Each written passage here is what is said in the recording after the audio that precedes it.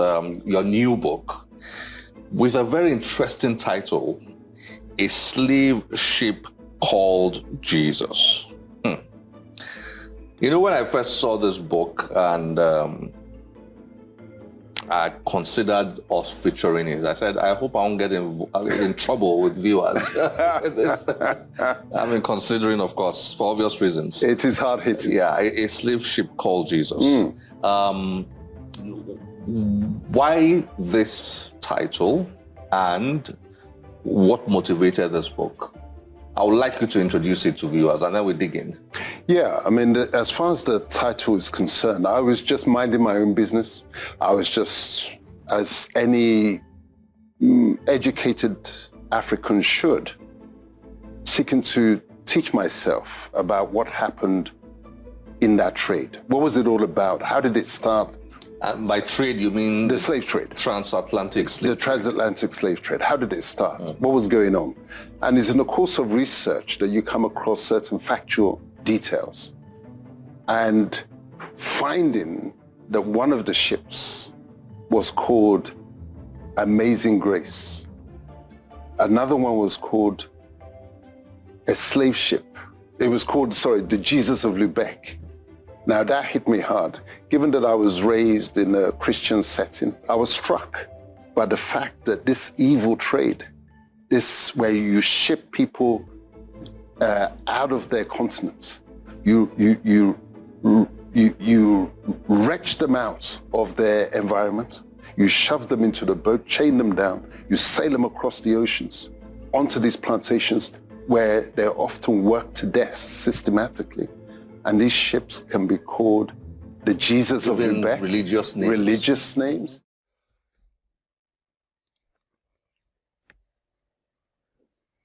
Jesus. Jesus. Joint Enterprise Slave Union Ship. Joint Enterprise Slave Union Ship. Reminds me of Star Trek. Enterprise. Truth bombs are always dropped in the strangest of ways upon our screens. There are videos and memes being circulated on social media, as always, saying the name Jesus is actually a legal term, which developed sometime during the early period of the American slavery. There are many African Americans horrified by this new revelation, and too many born-again Christians equally horrified. It's creating quite a stir in the Americas, especially within the Black Lives Movement. Of course, all funded by George Soros Foundation. The cabal families and their media moguls love creating hatred and division amongst us. Surely we've learnt that by now. The busier we are fighting each other, or fighting theories or schemes, the easier it is for us to be deceived by them. These stories which seem to go viral, or these new theories which suddenly appear, they've been deliberately planted on our screens. We all know this. For us to hear what it's saying, not to fear. But everyone runs with the fear factor, the fear porn, and they always miss the hidden message. They're missing the message that's hidden within, most of the time. This is what I do, I decode the news. And everyone's running about in fear of the news, but in that story, there is something beautiful for us. What they call news and trends is actually the revelation of method. And everybody knows what that means. It means they must tell us the truth.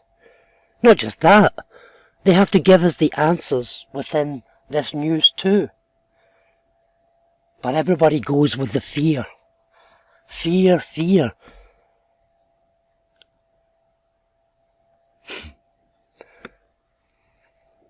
there's always an underlying meaning. Something great, something wonderful which is being missed, something superb that we need to know or we should know in our spiritual growth.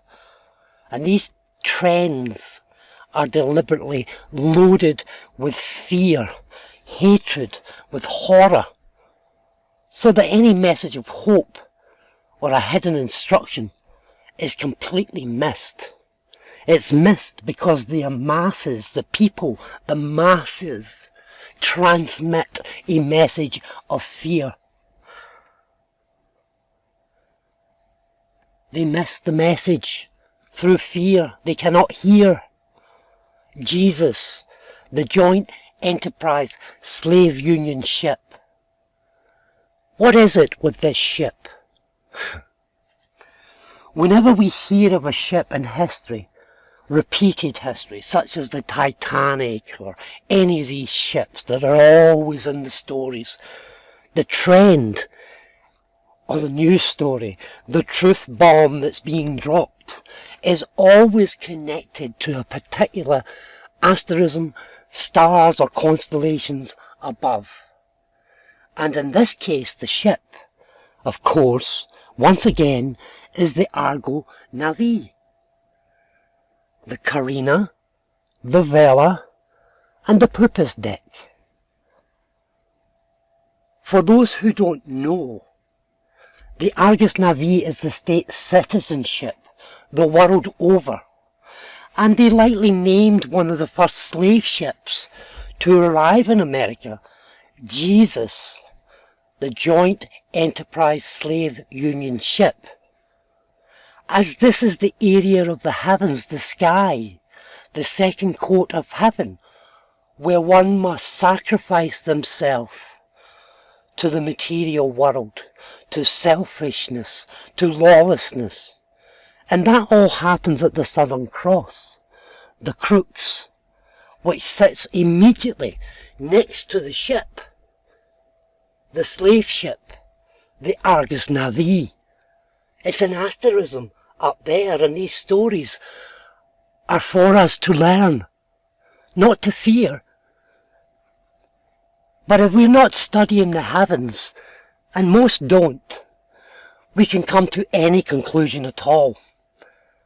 And many of our presumed theories will indeed fit to an extent, because everything originates from above, from the celestial realm, from the stars and the stories in the heavens. And then, and only then, is it made manifest down here into our physical realm, the physical realm and world which we inhabit. And it appears as news and trends and said be truths. But we won't know the truth, and instead we will fear if we don't know the story in the heavens. And that's the point I'm trying to make to people.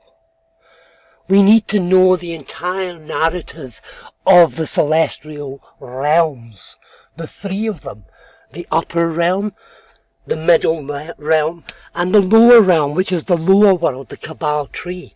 And if we don't know what the heavenly realms are, then we won't know how to escape the truth or the lies. We won't know the difference if we don't know the signs in the heavens.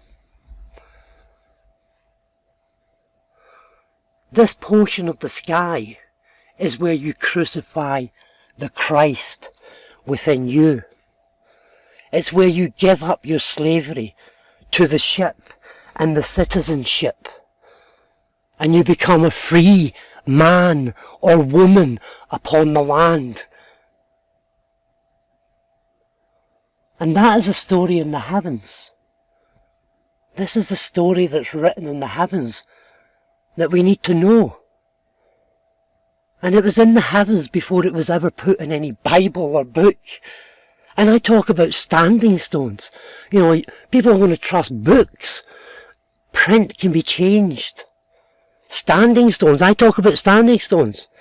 I say to people, look, books can be changed, standing stones are there, you can't change the standing stones, but standing stones can be changed. But we have 3 witnesses, many more actually. We have the heavens as a witness, the stones as a witness, the books as a witness, and our own testimony and our own living and breathing body is a witness to this legal fraud. And the fact that this vessel is a ship, and we're all enslaved in this vessel through materialism. And the bar in London, which holds all material wealth. America's birth. We're talking about America in a ship. As for America's birth, the Columbus, the dove, it sits right there, right next to the Jesus ship too, the Argus Navy. You'll find the Southern Cross, the crooks, right there next to the Argus Navy. Columbus the dove is leaving the ship. And so it is with all the boats that sail to the New World. Every one of them took themselves off to the underworld, to America. America is Amara Ku, the land of the winged serpents. And that's why DC, the district of Columbus that sits next to the cross, rules America.